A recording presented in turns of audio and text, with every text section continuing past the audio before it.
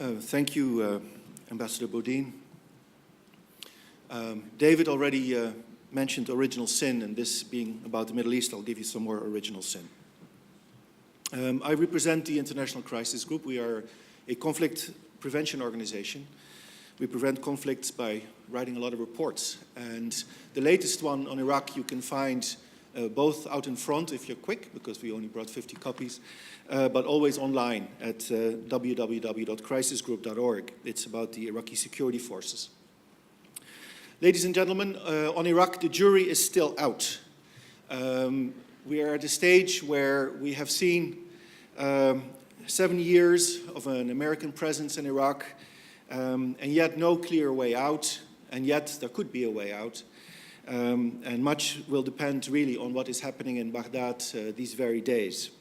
There's no question, however, that even if Iraq succeeds, it will have been at a terrible human cost, and of course, cost in treasure as well. Historically speaking, this is where I come to the original sin.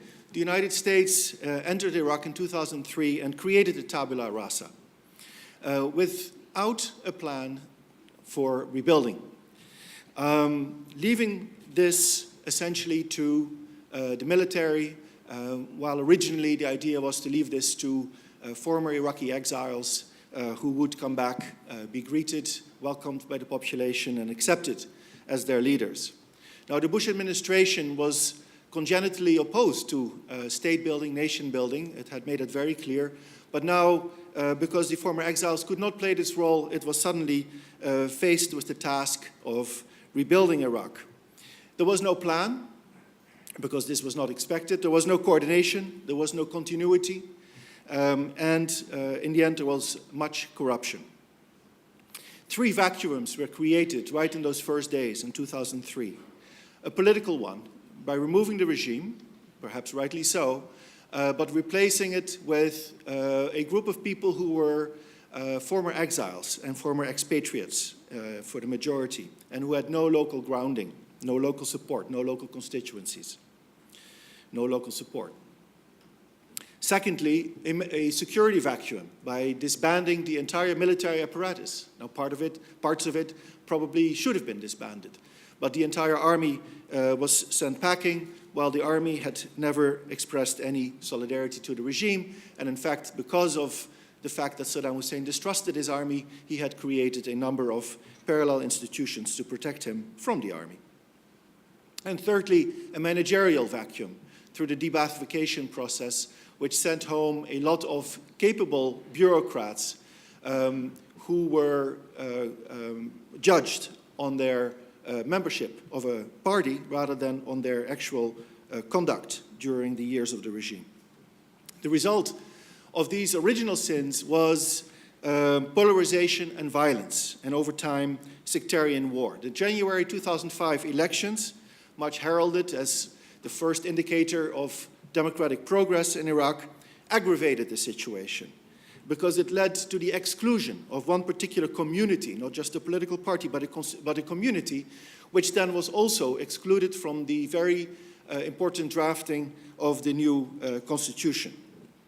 That constitution, which eventually was accepted in a referendum, had very controversial clauses about a federal structure in Iraq that was based on an original notion pushed very much by the Kurds during the years of exile about federalism. Sorry, a federal structure that was premised on the existence of a Kurdistan region, but also the possibility of new regions emerging in the rest of Iraq, an issue that remains highly controversial until this very day. A sectarian war evolved in the summer of 2005, and not, as President Bush likes to say, in February 2006.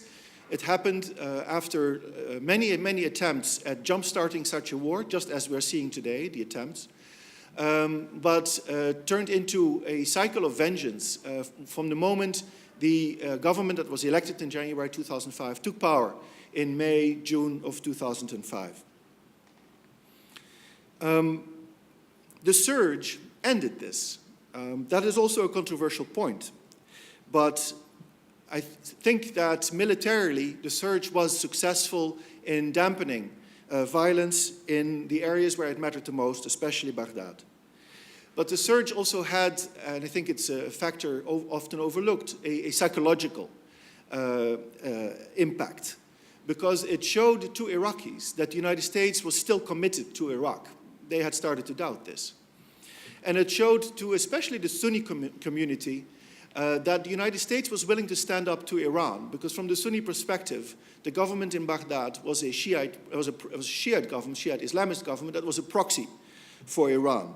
And so by coming in with extra forces and saving the Sunnis, essentially, they saw it as a recalibration of American power that would give them a way back into Iraq and curbing Iranian influence. And that psychological impact is starting to peter now as we see that the Iyad Alawi list may not make it into the next government. Iyad Alawi is now speaking about going into opposition. His constituency, which is largely Sunni Arab, may not go into opposition. It may revert to insurgency. We will have to wait and see if this scenario comes to pass.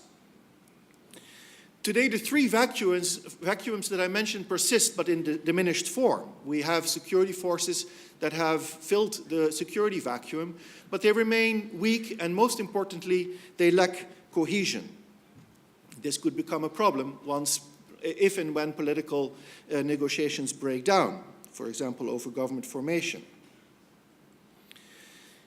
Now, this will become especially acute when the United States forces withdraw by the end of next year. And what will come next? In the absence of American forces, the United States says, well, we will continue to be heavily invested and engaged in Iraq through the the Strategic Framework Agreement that the Bush administration signed at the end of 2008. But the question is, will Congress fund it? Congress seems to think that Iraq is a very rich country with huge revenues from oil. But Iraq is potentially a rich country. It is at least a decade away from reaping the fruits from its resources, from its natural wealth. In the coming 10 years, when it starts developing its oil wealth, it will need all the revenues to reconstruct the country, which is really in terrible shape at this moment, minus the Kurdistan region. And the other question is, will the Iraqis want it? Will the Iraqis want a close partnership with the United States? And I think that will very much depend on the composition of the next government. Is it going to be a government that is leaning toward Iran? If that's the case, a close partnership with the United States would become highly problematic. Should it be a more broadly based government, then I think such a partnership would be very possible. We have to wait and see. If, in fact, the next Iraqi government is not inclusive and tends towards the pro-Iranian side of things, the United States may leave Iraq without any tangible gain and with a net loss that Iraq will have entered into the Iranian sphere of influence. That means that the future of Iraq will very much depend on the state of US-Iranian relations. If there is a settlement between Iran and the United States over the nuclear question, then things in Iraq could well look up. If not, then Iraq may become the battleground. But if Iraq is left in peace, well, if it's given the time to develop its political institutions, it will also have the time to develop natural antibodies to external influence, including Iranian influence. To sum up this historical period, the United States tenure is marked by, I would say, occupation much more than liberation. There was liberation, but it wasn't only liberation. It was mostly, especially in Iraqi view, occupation. Imposition rather than respect for sovereignty, repeatedly. Excellent people doing excellent stuff, but in the end with very little to show for it. American timetables dictating the pace of Iraqi developments. Disorganization, discontinuity, and a disconnect between the outsiders and the insiders. Outsiders, both American forces, American diplomats, and the former exiles and expatriates on the one side, and ordinary Iraqis on the other, and politicians bred in Iraq itself who never left. Expediency over vision in institution building. I can mention the police. No one even focused on the police in the first few years after 2003. It was a key element. Electricity, ignored by and large, and then fixes were attempted through patchwork, reconstruction of power stations, but there was never any strategy, no plan. All tactics, no strategy. And finally, the US military learned its lessons much better than the civilian side. But in the end, state building is not a military job, and the military is leaving. So what is next? Here's my advice. I would say don't smother Iraq. Allow for a partnership, a close partnership, but let it be a partnership. And allow Iraqi nationalism to push out external actors. Don't start building consulates in Najaf, which is not in the plans right now, so simply because the Iranians have built a consulate in Najaf. It would be the wrong reaction. Help build key institutions. The Iraqis remain highly dependent on the United States for expertise, for advice and assistance, and they need independent institutions, especially a strong judiciary. Of course, they also still need help with security forces. They need a stronger parliament. Most of all, they need advice. Condition aid with these objectives in mind. Don't just turn a blind eye on abuse of power, on human rights violations. Ordinary Iraqis take note. Do not induct Iraq in a struggle against Iran. The result would be an Iraqi collapse. And finally, pay attention to Iraqi priorities. In the long term, these may be the most beneficial to US interests in the region. Thank you very much.